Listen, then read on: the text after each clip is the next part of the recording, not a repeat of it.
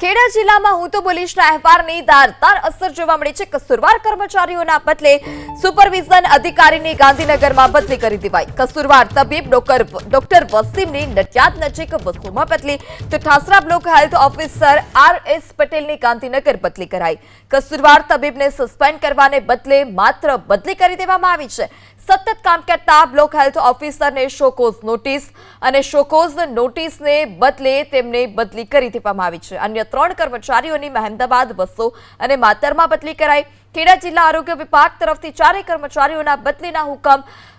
Block health officer વિવાદિત તબીબ સહિત 8 કર્મચારીઓની બદલી। જ્યારે મગન ભુલાના મુવાડા પ્રાથમિક શાળાએ આ સમગ્ર મામલે પોલ ખોલી હતી। જ્યારે છેલ્લા 1 વર્ષથી 8 શાળામાં નહોતી કરાઈ આરોગ્યની કોઈપણ તપાસ અને શાળાના આરોગ્ય અંતર્ગત તમામ વિદ્યાર્થીઓની કરવામાં તપાસ આવી રહી છે તે પ્રકારની વાત ચોપડે બોલતી હતી।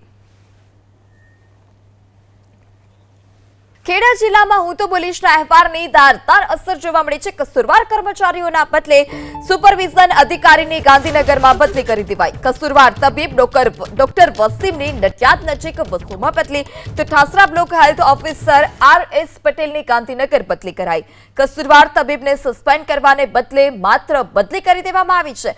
સતત કામ કરતા બ્લોક હેલ્થ ઓફિસરને શોકોઝ નોટિસ અને શોકોઝ નોટિસને બદલે તેમને બદલી કરી દેવામાં આવી છે। અન્ય 3 કર્મચારીઓની મહેમદાબાદ વસો અને માતરમાં બદલી કરાઈ। ખેડા જિલ્લા આરોગ્ય વિભાગ તરફથી 4 કર્મચારીઓના બદલીના હુકમ।